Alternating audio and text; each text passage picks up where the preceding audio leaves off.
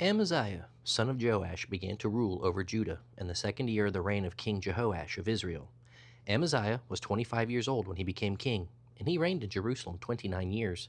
His mother was Jehoaddan from Jerusalem. Amaziah did what was pleasing in the Lord's sight, but not like his ancestor David. Instead, he followed the example of his father Joash. Amaziah did not destroy the pagan shrines where the people offered sacrifices and burned incense. When Amaziah was well established as king, he executed the men who had assassinated his father. However, he did not kill the children of the assassins, for he obeyed the command of the Lord written in the book of the law of Moses. Parents must not be put to death for the sins of their children, nor the children for the sins of their parents. Those worthy of death must be executed for their own crimes. It was Amaziah who killed 10,000 Edomites in the valley of Salt. He also conquered Selah and changed its name to Joktheel, as it is called to this day. One day, Amaziah sent this challenge to Israel's king Jehoash, the son of Jehoaz, and grandson of Jehu, "Come and meet me in battle." But King Jehoash of Israel replied to King Amaziah of Judah with this story. Out in the Lebanon mountains, a thistle sent a message to the mighty cedar tree, "Give your daughter in marriage to my son." But just then a wild animal came by and stepped on the thistle, crushing it. "You have indeed destroyed Edom and are very proud about it. Be content with your victory and stay at home. Why stir up trouble that will bring disaster on you and the people of Judah?" But Amaziah refused to listen. So King Jehoash of Israel mobilized his army against King Amaziah of Judah. The two armies drew up their battle lines at Beth Shemesh in Judah. Judah was routed by the army of Israel, and its army scattered and fled for home. King Jehoash of Israel captured King Amaziah of Judah at Beth Shemesh and marched on to Jerusalem. Then Jehoash ordered his army to demolish 600 feet of Jerusalem's wall, from the Ephraim gate to the corner gate. He carried off all the gold and silver and all the utensils from the temple of the Lord, as well as from the palace treasury. He also took hostages and returned to Samaria. The rest of the events in Jehoash's reign, including the extent of his power and his war with King Amaziah of Judah, are recorded in the book of the history of the kings of Israel. When Joash died, he was buried with his ancestors in Samaria. Then his son Jeroboam II became the next king. King Amaziah of Judah lived on for 15 years after the death of King Jehoash of Israel. The rest of the events in Amaziah's reign are recorded in the book of the history of the kings of Judah. There was a conspiracy against Amaziah's life in Jerusalem, and he fled to Lachish. But his enemies sent assassins after him, and they killed him there. They brought him back to Jerusalem on a horse, and he was buried with his ancestors in the city of David.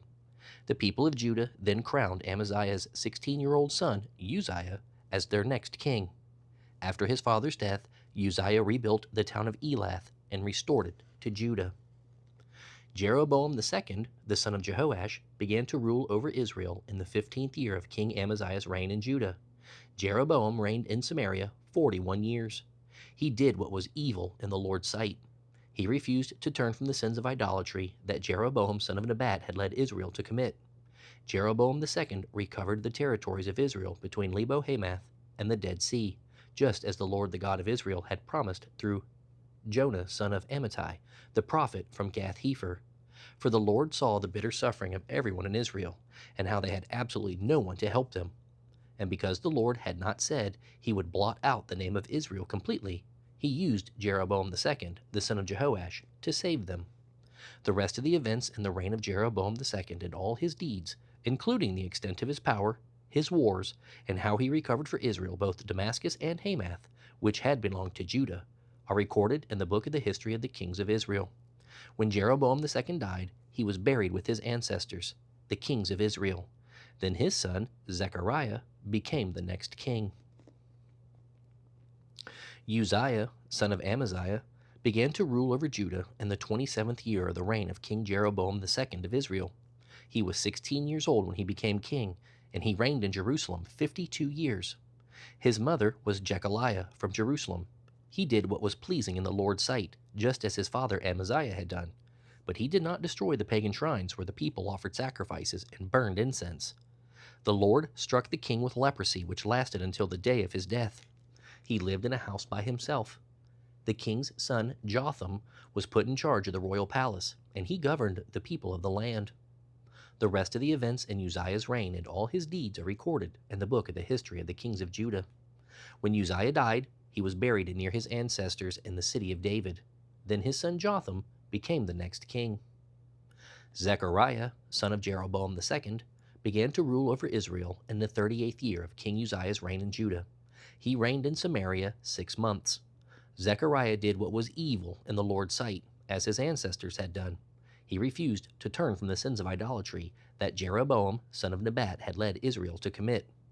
Then Shallum, son of Jabesh, conspired against Zechariah, assassinated him in public, and became the next king. The rest of the events in Zechariah's reign are recorded in the book of the history of the kings of Israel. So the Lord's message to Jehu came true. Your descendants will be kings of Israel down to the 4th generation. Shallum, son of Jabesh, began to rule over Israel in the 39th year of King Uzziah's reign in Judah. Shallum reigned in Samaria only 1 month. Then Menahem, son of Gadi, went to Samaria from Tirzah and assassinated him, and he became the next king.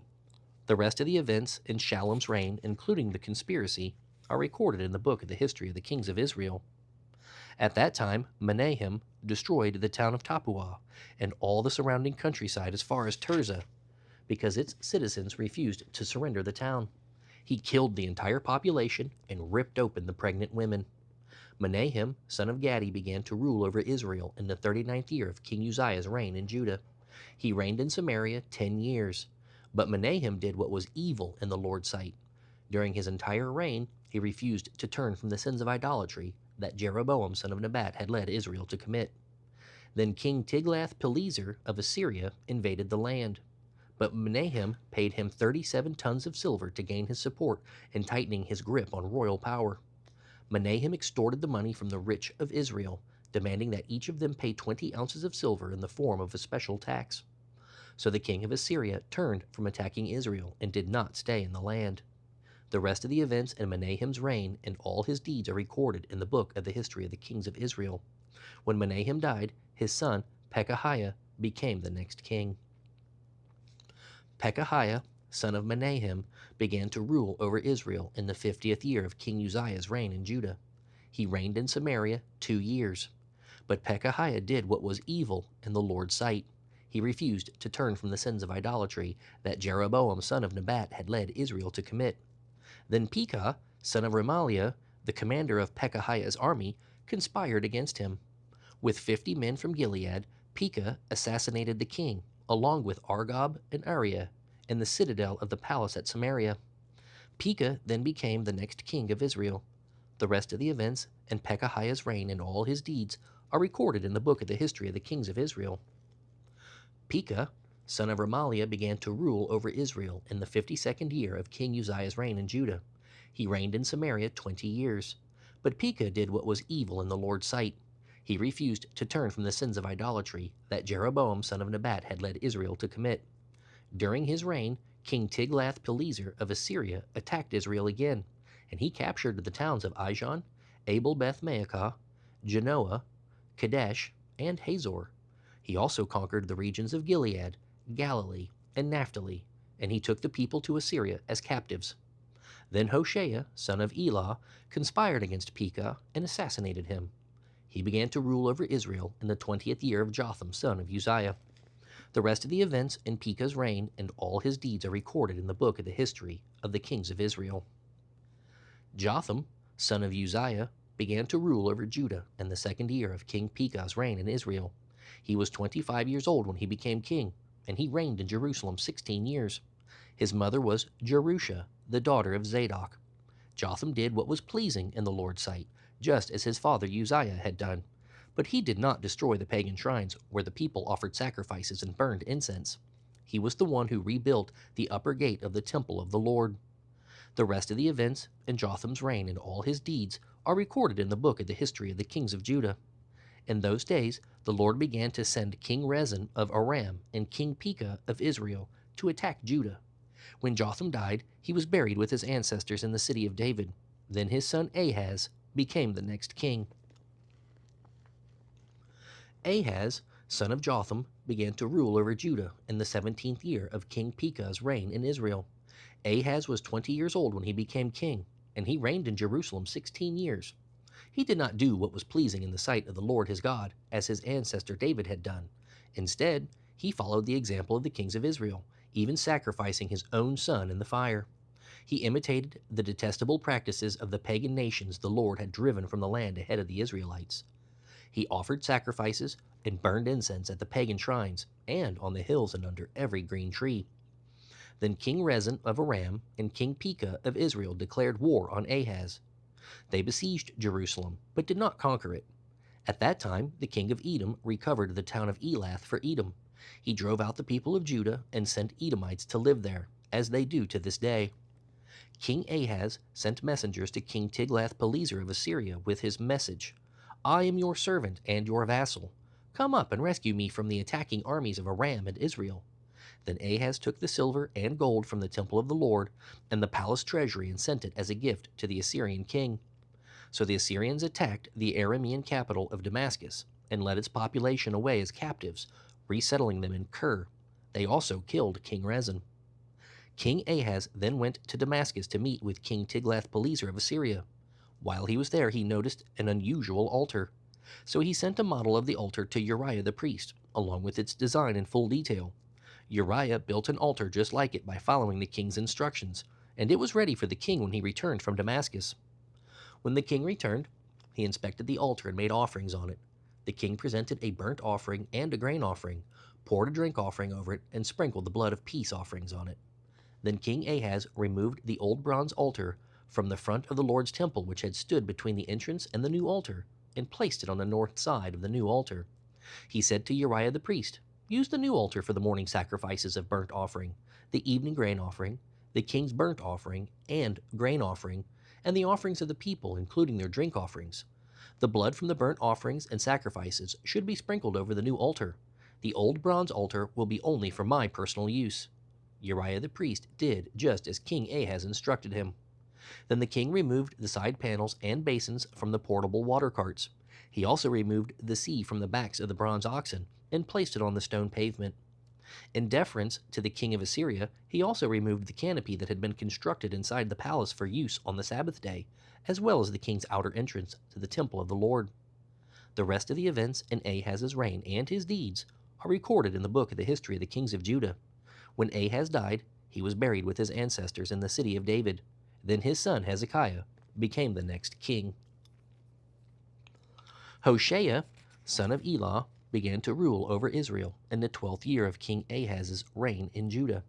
He reigned in Samaria 9 years. He did what was evil in the Lord's sight, but not as much as the kings of Israel who ruled before him. King Shalmaneser of Assyria attacked and defeated King Hoshea, so Israel was forced to pay a heavy annual tribute to Assyria. Then Hoshea conspired against the king of Assyria by asking King So of Egypt to help him shake free of Assyria's power, and by refusing to pay the annual tribute to Assyria. When the king of Assyria discovered this treachery, he arrested him and put him in prison for his rebellion. Then the king of Assyria invaded the entire land, and for 3 years he besieged Samaria. Finally, in the 9th year of King Hoshea's reign, Samaria fell, and the people of Israel were exiled to Assyria. They were settled in colonies in Halah, along the banks of the Habor River, in Gozan, and among the cities of the Medes. This disaster came upon the nation of Israel because the people worshipped other gods, sinning against the Lord their God, who had brought them safely out of their slavery in Egypt. They had imitated the practices of the pagan nations the Lord had driven from the land before them, as well as the practices the kings of Israel had introduced. The people of Israel had also secretly done many things that were not pleasing to the Lord their God. They built pagan shrines for themselves in all their towns, from the smallest outposts to the largest walled city. They set up sacred pillars and Asherah poles at the top of every hill and under every green tree. They burned incense at the shrines, just like the nations the Lord had driven from the land ahead of them. So the people of Israel had done many evil things, arousing the Lord's anger. Yes, they worshipped idols, despite the Lord's specific and repeated warnings. Again and again, the Lord had sent his prophets and seers to warn both Israel and Judah. Turn from all your evil ways. Obey my commands and laws, which are contained in the whole law that I commanded your ancestors, and which I gave you through my servants, the prophets. But the Israelites would not listen. They were as stubborn as their ancestors and refused to believe in the Lord their God. They rejected his laws and the covenant he had made with their ancestors, and they despised all his warnings. They worshipped worthless idols and became worthless themselves. They followed the example of the nations around them, disobeying the Lord's command not to imitate them. They defiled all the commands of the Lord their God and made 2 calves from metal. They set up an Asherah pole and worshipped Baal and all the forces of heaven. They even sacrificed their own sons and daughters in the fire. They consulted fortune tellers and used sorcery and sold themselves to evil, arousing the Lord's anger. And because the Lord was angry, he swept them from his presence. Only the tribe of Judah remained in the land. But even the people of Judah refused to obey the commands of the Lord their God. They walked down the same evil paths that Israel had established. So the Lord rejected all the descendants of Israel. He punished them by handing them over to their attackers until they were destroyed. For when the Lord tore Israel away from the kingdom of David, they chose Jeroboam son of Nebat as their king. Then Jeroboam drew Israel away from following the Lord and made them commit a great sin. And the people of Israel persisted in all the evil ways of Jeroboam. They did not turn from these sins of idolatry, until the Lord finally swept them away, just as all his prophets had warned would happen. So Israel was carried off to the land of Assyria, where they remain to this day. And the king of Assyria transported groups of people from Babylon, Cutha, Ava, Hamath, and Sepharvaim, and resettled them in towns of Samaria, replacing the people of Israel. So the Assyrians took over Samaria and the other towns of Israel. But since these foreign settlers did not worship the Lord when they first arrived, the Lord sent lions among them to kill some of them. So a message was sent to the king of Assyria. The people whom you have resettled in the towns of Israel do not know how to worship the God of the land. He has sent lions among them to destroy them because they have not worshipped him correctly. The king of Assyria then commanded, "Send one of the exiled priests from Samaria back to Israel. Let him teach the new residents the religious customs of the God of the land." So one of the priests who had been exiled from Samaria returned to Bethel and taught the new residents how to worship the Lord. But these various groups of foreigners also continued to worship their own gods. In town after town where they lived, they placed their idols at the pagan shrines that the people of Israel had built. Those from Babylon worshipped idols of their god, Succoth-Benoth. Those from Cutha worshipped their god, Nergal. And those from Hamath worshipped Ashima. The Avites worshipped their gods, Nibhaz and Tartak. And the people from Sepharvaim even burned their own children as sacrifices to Adremelech and Anemelech. These new residents worshipped the Lord, but they appointed from among themselves priests to offer sacrifices at the pagan shrines. And though they worshipped the Lord, they continued to follow the religious customs of the nations from which they came. And this is still going on among them today. They followed their former practices instead of truly worshiping the Lord and obeying the laws, regulations, instructions, and commandments he gave the descendants of Jacob, whose name he changed to Israel. For the Lord had made a covenant with the descendants of Jacob and commanded them, "Do not worship any other gods, or bow before them, or serve them, or offer sacrifices to them. Worship only the Lord, who brought you out of Egypt with such mighty miracles and power. You must worship him and bow before him. Offer sacrifices to him alone. Be careful to obey all the laws, regulations, instructions, and commands that he wrote for you. You must not worship any other gods. Do not forget the covenant I made with you, and do not worship other gods. You must worship only the Lord your God. He is the one who will rescue you from all your enemies." But the people would not listen and continued to follow their old ways. So while these new residents worshipped the Lord, they also worshipped their idols, and to this day, their descendants do the same. Hezekiah, son of Ahaz, began to rule over Judah in the 3rd year of King Hoshea's reign in Israel. He was 25 years old when he became king, and he reigned in Jerusalem 29 years. His mother was Abiah, the daughter of Zechariah. He did what was pleasing in the Lord's sight, just as his ancestor David had done.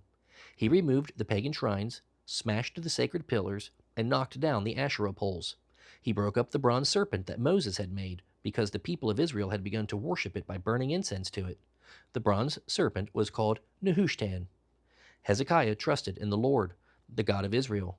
There was never another king like him in the land of Judah, either before or after his time. He remained faithful to the Lord in everything, and he carefully obeyed all the commands the Lord had given Moses. So the Lord was with him, and Hezekiah was successful in everything he did. He revolted against the king of Assyria and refused to pay him tribute. He also conquered the Philistines as far distant as Gaza and its territory, from their smallest outpost to their largest walled city. During the 4th year of Hezekiah's reign, which was the 7th year of King Hoshea's reign in Israel, King Shalmaneser of Assyria attacked Israel and began to siege on the city of Samaria. 3 years later, during the 6th year of King Hezekiah's reign, and the 9th year of King Hoshea's reign in Israel, Samaria fell. At that time, the king of Assyria deported the Israelites to Assyria and put them in colonies in Halah, along the banks of the Habor River in Gozan, and among the cities of the Medes, for they had refused to listen to the Lord their God. Instead, they had violated his covenant, all the laws the Lord had given through his servant Moses. In the 14th year of King Hezekiah's reign, King Sennacherib of Assyria came to attack the fortified cities of Judah and conquered them. King Hezekiah sent this message to the king of Assyria at Lachish: "I have done wrong. I will pay whatever tribute money you demand if you will only go away." The king of Assyria then demanded a settlement of more than 11 tons of silver and about 1 ton of gold. To gather this amount, King Hezekiah used all the silver stored in the temple of the Lord and in the palace treasury. Hezekiah even stripped the gold from the doors of the Lord's temple and from the doorposts he had overlaid with gold, and he gave it all to the Assyrian king. Nevertheless, the king of Assyria sent his commander-in-chief, his field commander, and his personal representative from Lachish with a huge army to confront King Hezekiah in Jerusalem.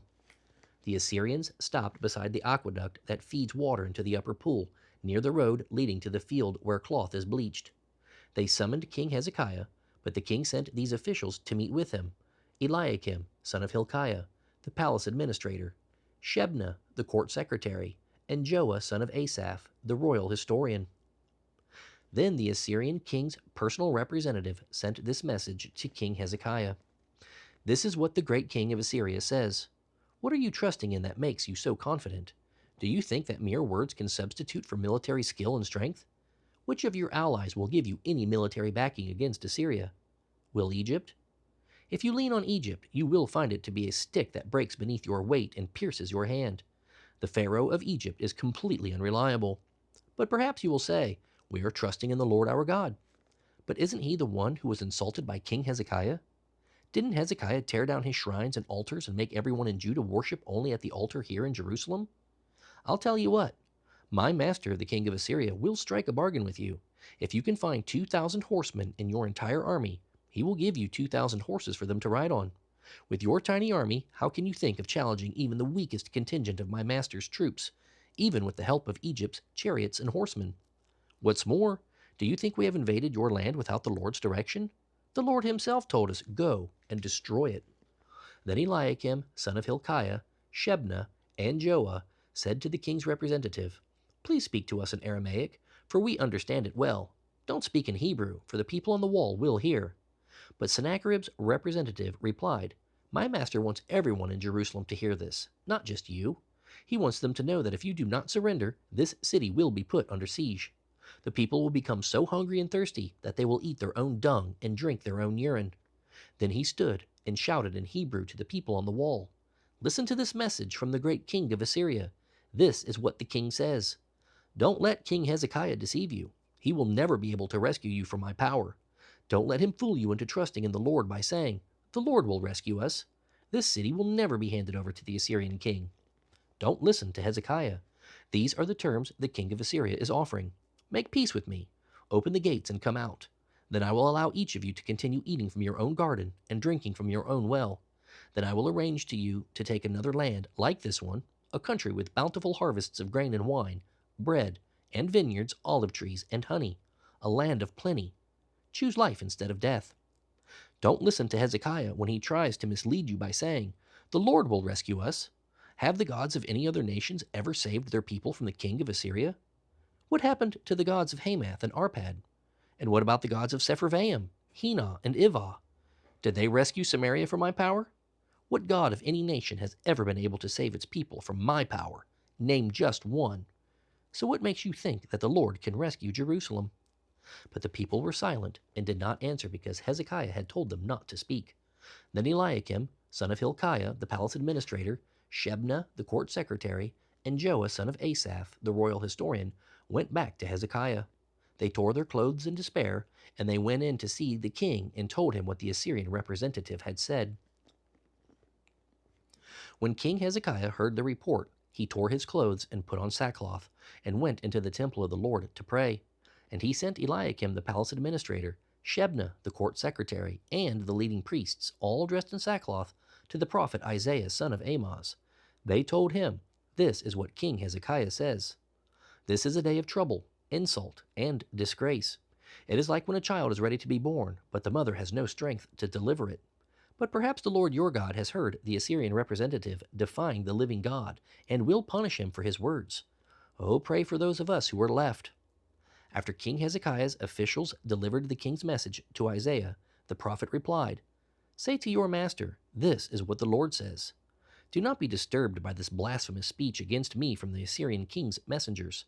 Listen, I myself will move against him, and the king will receive a report from Assyria telling him that he is needed at home. Then I will make him want to return to his land, where I will have him killed with a sword." Meanwhile, the Assyrian representative left Jerusalem and went to consult his king, who had left Lachish and was attacking Libnah. Soon afterward, King Sennacherib received word that King Tirhakah of Ethiopia was leading an army to fight against him. Before leaving to meet the attack, he sent his message back to Hezekiah in Jerusalem. This message is for King Hezekiah of Judah. Don't let this God you trust deceive you with promises that Jerusalem will not be captured by the king of Assyria. You know perfectly well what the kings of Assyria have done wherever they have gone. They have crushed everyone who stood in their way. Why should you be any different? Have the gods of other nations rescued them? Such nations as Gozan, Haran, Rezeph, and the people of Eden who were in Tel Assar? The former kings of Assyria destroyed them all. What happened to the king of Hamath and the king of Arpad? What happened to the kings of Sepharvaim, Hena, and Ivah? After Hezekiah received the letter and read it, he went up to the Lord's temple and spread it out before the Lord. And Hezekiah prayed this prayer before the Lord. O Lord, God of Israel, you are enthroned between the mighty cherubim. You alone are God of all the kingdoms of the earth. You alone created the heavens and the earth. Listen to me, O Lord, and hear. Open your eyes, O Lord, and see. Listen to Sennacherib's words of defiance against the living God. It is true, Lord, that the kings of Assyria have destroyed all these nations, just as the message says. And they have thrown down the gods of these nations into the fire and burned them. But of course the Assyrians could destroy them. They were not gods at all, only idols of wood and stone shaped by human hands. Now, O Lord our God, rescue us from his power. Then all the kingdoms of the earth will know that you alone, O Lord, are God. Then Isaiah, son of Amoz, sent this message to Hezekiah. This is what the Lord, the God of Israel, says. I have heard your prayer about King Sennacherib of Assyria. This is the message that the Lord has spoken against him. The virgin daughter of Zion despises you and laughs at you. The daughter of Jerusalem scoffs and shakes her head as you flee. Whom do you think you have been insulting and ridiculing? Against whom did you raise your voice? At whom do you look in such proud condescension? It was the Holy One of Israel. By your messengers you have mocked the Lord. You have said, with many chariots I have conquered the highest mountains. Yes, the remotest peaks of Lebanon. I have cut down its tallest cedars and its choicest cypress trees. I have reached its farthest corners and explored its deepest forests. I have dug wells in many a foreign land and refreshed myself with their water. I even stopped up the rivers of Egypt so that my armies could go across. But have you not heard? It was I, the Lord, who decided this long ago. Long ago I planned what I am now causing to happen, that you should crush fortified cities into heaps of rubble. That is why their people have so little power and are such easy prey for you. They are as helpless as the grass, as easily trampled as tender green shoots. They are like grass sprouting on a housetop, easily scorched by the sun. But I know you well, your comings and goings, and all you do. I know the way you have raged against me, and because of your arrogance against me, which I have heard for myself, I will put my hook in your nose and my bridle in your mouth. I will make you return by the road on which you came. Then Isaiah said to Hezekiah, Here's the proof that the Lord will protect this city from Assyria's king. This year you will eat only what grows up by itself, and next year you will eat what springs up from that. But in the third year you will plant crops and harvest them. You will tend vineyards and eat their fruit. And you who are left in Judah, who have escaped the ravages of the siege, will take root again in your own soil, and you will flourish and multiply. For a remnant of my people will spread out from Jerusalem, a group of survivors from Mount Zion. The passion of the Lord Almighty will make this happen. And this is what the Lord says about the king of Assyria. His armies will not enter Jerusalem to shoot their arrows. They will not march outside its gates with their shields and build banks of earth against its walls. The king will return to his own country by the road on which he came. He will not enter this city, says the Lord. For my own honor and for the sake of my servant David, I will defend it.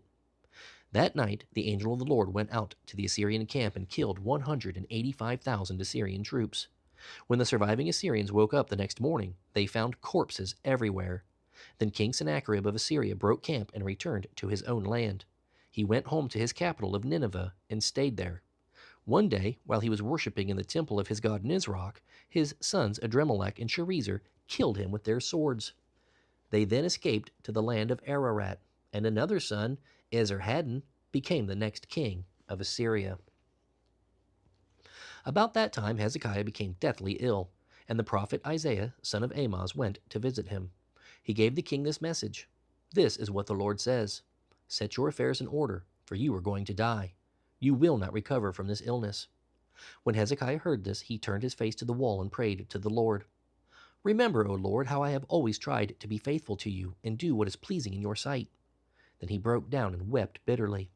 But before Isaiah had left the middle courtyard, this message came to him from the Lord: "Go back to Hezekiah, the leader of my people. Tell him, this is what the Lord, the God of your ancestor David, says: I have heard your prayer and seen your tears.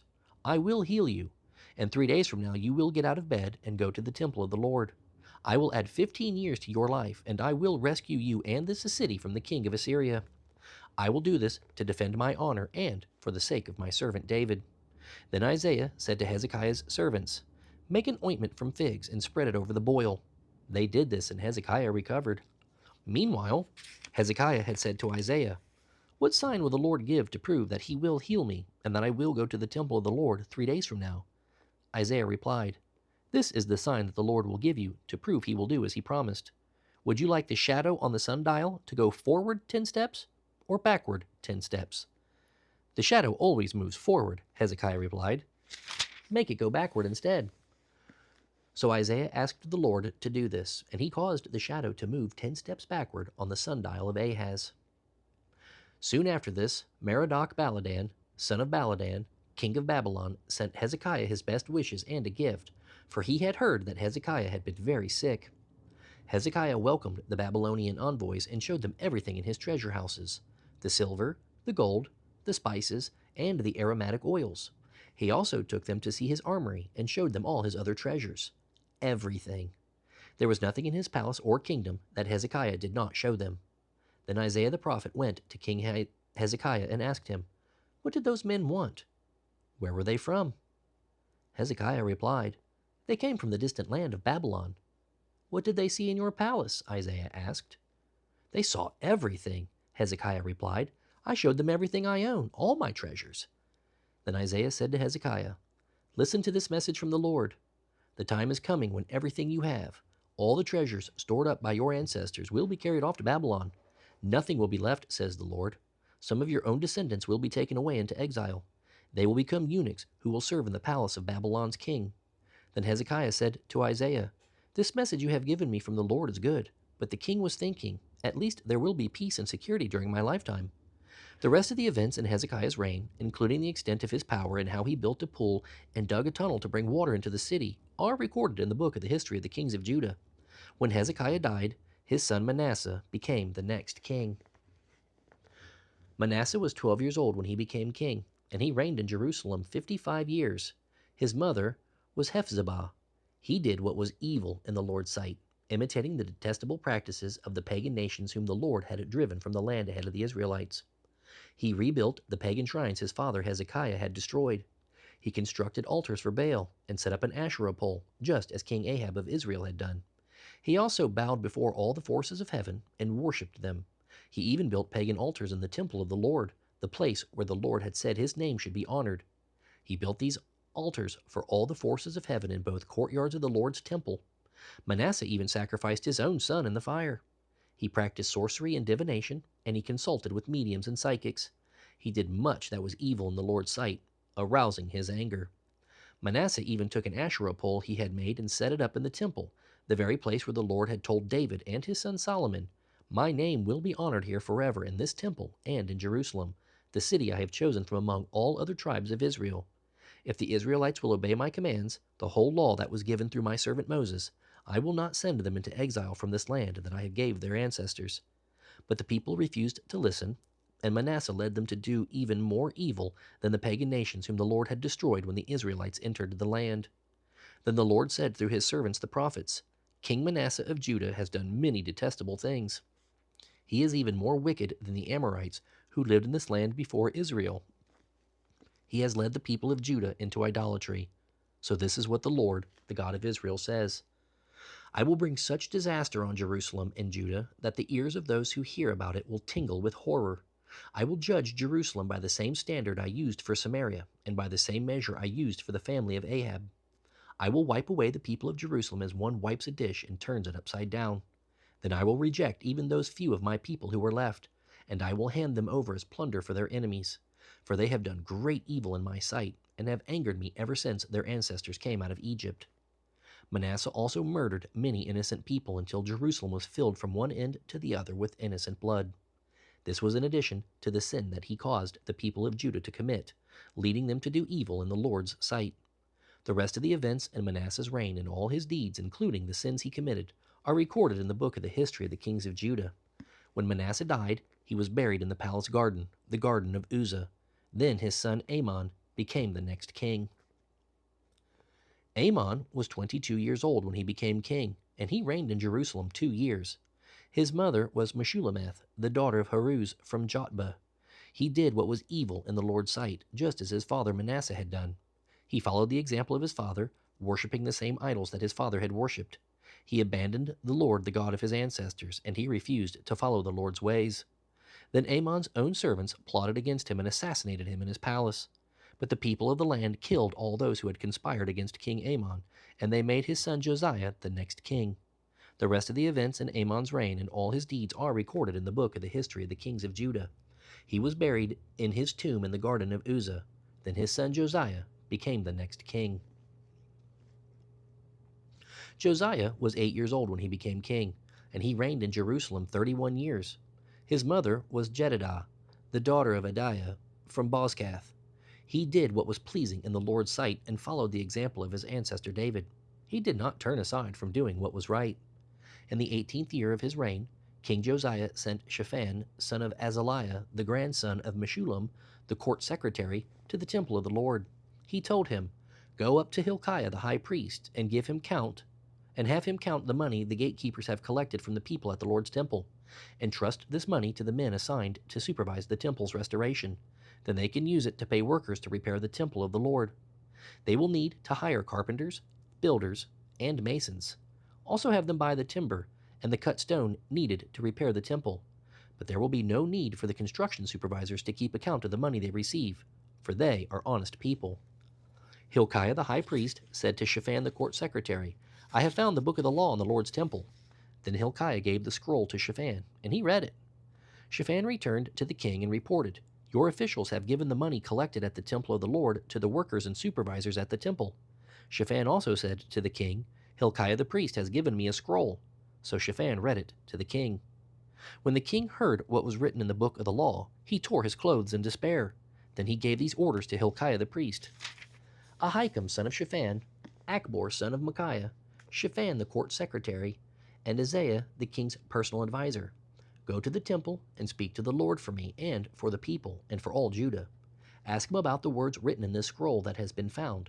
The Lord's anger is burning against us because our ancestors have not obeyed the words in this scroll. We have not been doing what this scroll says we must do. So Hilkiah the priest, Ahikam, Achbor, Shaphan, and Isaiah went to the newer Mishnah section of Jerusalem to consult with the prophet Huldah. She was the wife of Shallum, son of Tikvah, the grandson of Harhas, the keeper of the temple wardrobe. She said to them, The Lord, the God of Israel, has spoken. Go and tell the man who sent you, This is what the Lord says. I will destroy this city and its people, just as I stated in the scroll you read. For my people have abandoned me and worshipped pagan gods, and I am very angry with them for everything they have done. My anger is burning against this place, and it will not be quenched. But go to the king of Judah, who sent you to seek the Lord, and tell him, This is what the Lord, the God of Israel, says concerning the message you have just heard. You were sorry and humbled yourself before the Lord when you heard what I said against this city and its people, that this land would be cursed and become desolate. You tore your clothing in despair and wept before me in repentance. So I have indeed heard you, says the Lord, I will not send the promised disaster against this city until after you have died and been buried in peace. You will not see the disaster I am going to bring on this place. So they took her message back to the king. Then the king summoned all the leaders of Judah and Jerusalem, and the king went up to the temple of the Lord with all the people of Judah and Jerusalem, and the priests and the prophets, all the people from the least to the greatest. There the king read to them the entire book of the covenant that had been found in the Lord's temple. The king took his place of authority beside the pillar and renewed the covenant in the Lord's presence. He pledged to obey the Lord by keeping all his commands, regulations, and laws with all his heart and soul. In this way he confirmed all the terms of the covenant that were written in the scroll, and all the people pledged themselves to the covenant. Then the king instructed Hilkiah the high priest, and the leading priests and the temple gatekeepers to remove from the Lord's temple all the utensils that were used to worship Baal, Asherah, and all the forces of heaven. The king and all these things burned outside Jerusalem on the terraces of the Kidron Valley, and he carried the ashes away to Bethel. He did away with the pagan priests who had been appointed by the previous kings of Judah, for they had burned incense at the pagan shrines throughout Judah and even in the vicinity of Jerusalem. They had also offered incense to Baal and to the sun, the moon, the constellations, and to all the forces of heaven. The king removed the Asherah pole from the Lord's temple and took it outside Jerusalem to the Kidron Valley, where he burned it. Then he ground the pole to dust and threw the dust in the public cemetery. He also tore down the houses of the shrine prostitutes that were inside the temple of the Lord, where the women wore coverings for the Asherah pole. Josiah brought back to Jerusalem all the priests of the Lord who were living in other towns of Judah. He also defiled all the pagan shrines, where they had burned incense, from Geba to Beersheba. He destroyed the shrines at the entrance to the gate of Joshua, the governor of Jerusalem. This gate was located to the left of the city gate as one enters the city. The priests who had served at the pagan shrines were not allowed to serve at the Lord's altar in Jerusalem, but they were allowed to eat unleavened bread with the other priests.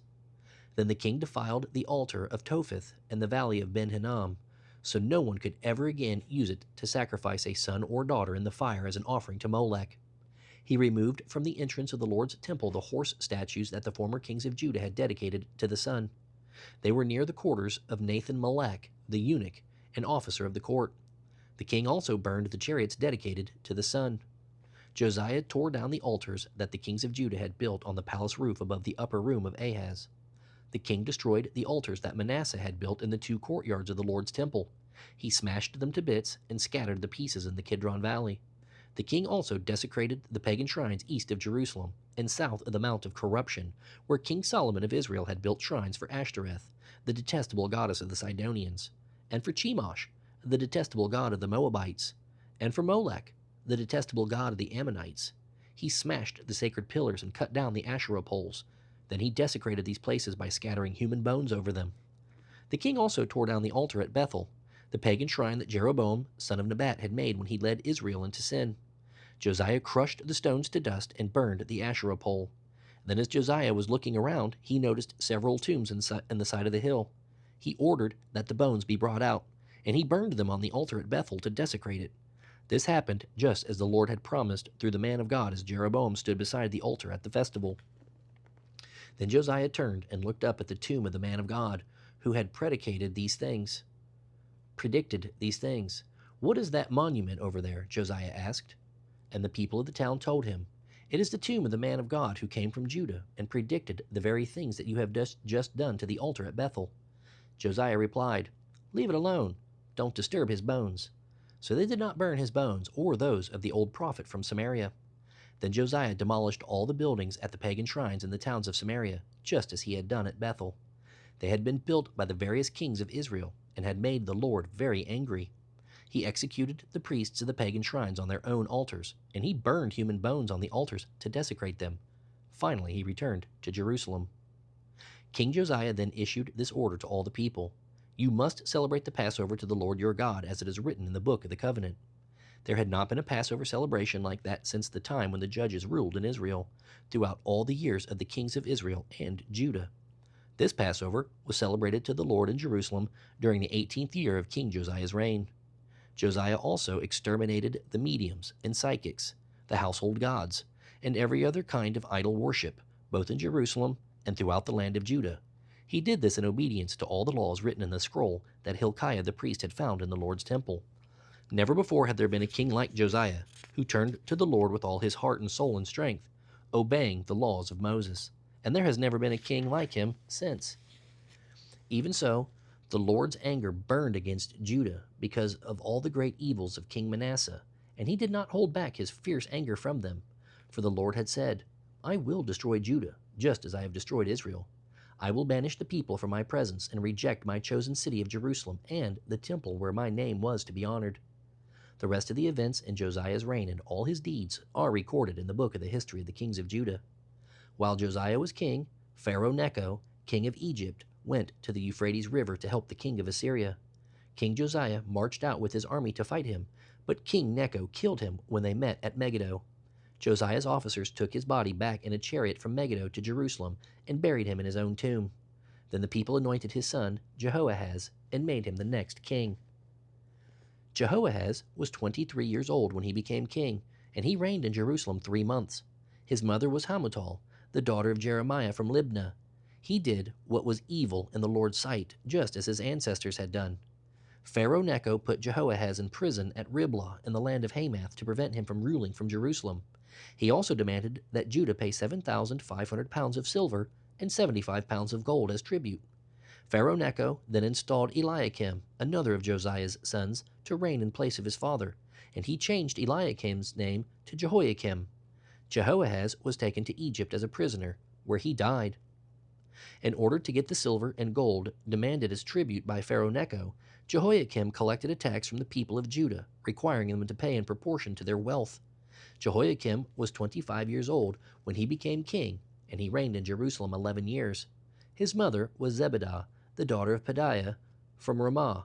He did what was evil in the Lord's sight, just as his ancestors had done. During Jehoiakim's reign, King Nebuchadnezzar of Babylon invaded the land of Judah. Jehoiakim surrendered and paid him tribute for 3 years, but then rebelled. Then the Lord sent bands of Babylonian, Aramean, Moabite, and Ammonite raiders against Judah to destroy it, just as the Lord had promised through his prophets. These disasters happened to Judah according to the Lord's command. He had decided to remove Judah from his presence because of the many sins of Manasseh. He had filled Jerusalem with innocent blood, and the Lord would not forgive this. The rest of the events in Jehoiakim's reign and all his deeds are recorded in the book of the history of the kings of Judah. When Jehoiakim died, his son Jehoiachin became the next king.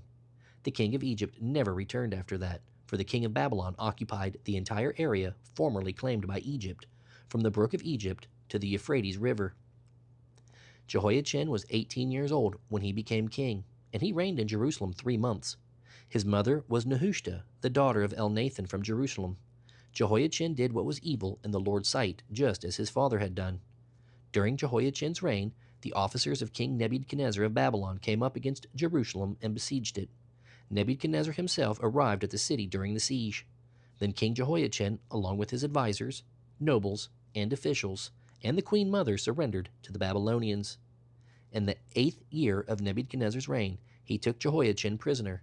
As the Lord had said beforehand, Nebuchadnezzar carried away all the treasures from the Lord's temple and the royal palace. They cut apart all the gold vessels that King Solomon of Israel had placed in the temple.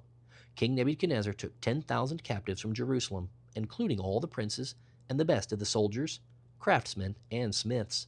So only the poorest people were left in the land. Nebuchadnezzar led King Jehoiachin away as captive to Babylon, along with his wives and officials, the queen mother, and all Jerusalem's elite. He also took 7,000 of the best troops and 1,000 craftsmen and smiths, all of whom were strong and fit for war.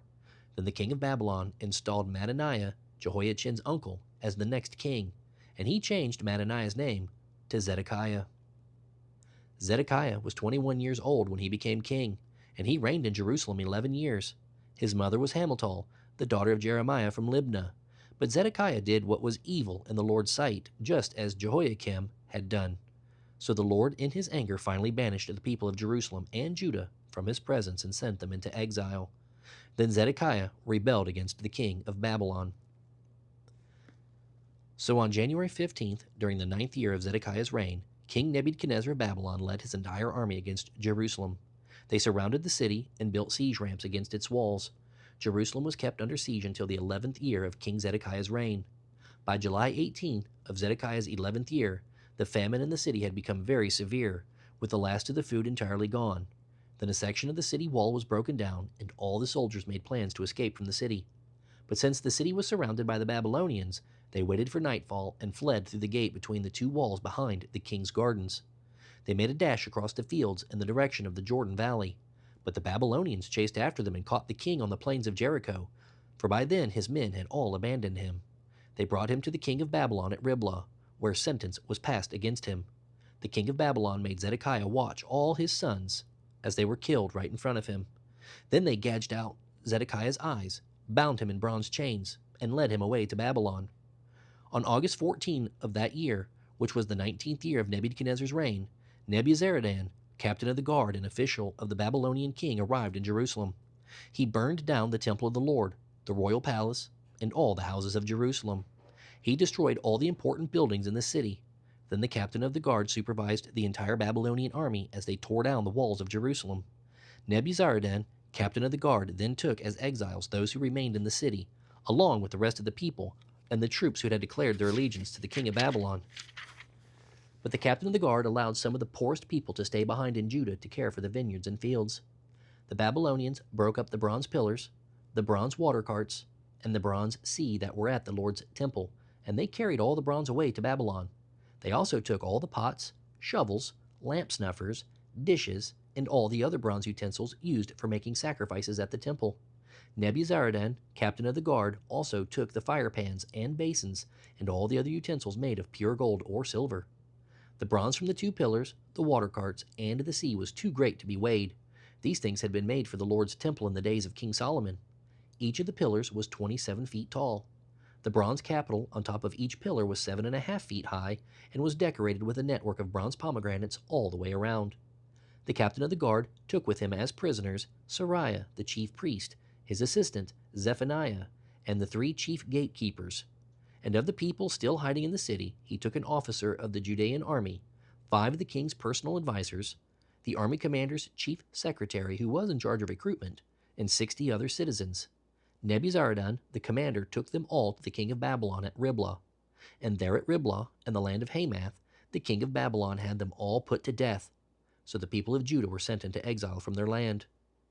Then King Nebuchadnezzar appointed Gedaliah, son of Ahikam, and grandson of Shaphan, as governor over the people left in Judah. When all the army commanders and their men learned that the king of Babylon had appointed Gedaliah as governor, they joined him at Mizpah. These included Ishmael, son of Nethaniah, Johanan, son of Kareah, Sariah, son of Tanhumeth, and Netophathite, and Jaazaniah, son of the Maacathite, and their men. Gedaliah vowed to them that the Babylonian officials meant them no harm. Live in the land and serve the king of Babylon, and all will go well for you, he promised. But in mid-autumn of that year, Ishmael, son of Nethaniah, and grandson of Elishama, who was of the royal family, went to Mizpah with 10 men and assassinated Gedaliah and everyone with him, both Judeans and Babylonians. Then all the people of Judah, from the least to the greatest, as well as the army commanders, fled in panic to Egypt, for they were afraid of what the Babylonians would do to them. In the 37th year of King Jehoiachin's exile in Babylon, evil Merodach ascended to the Babylonian throne.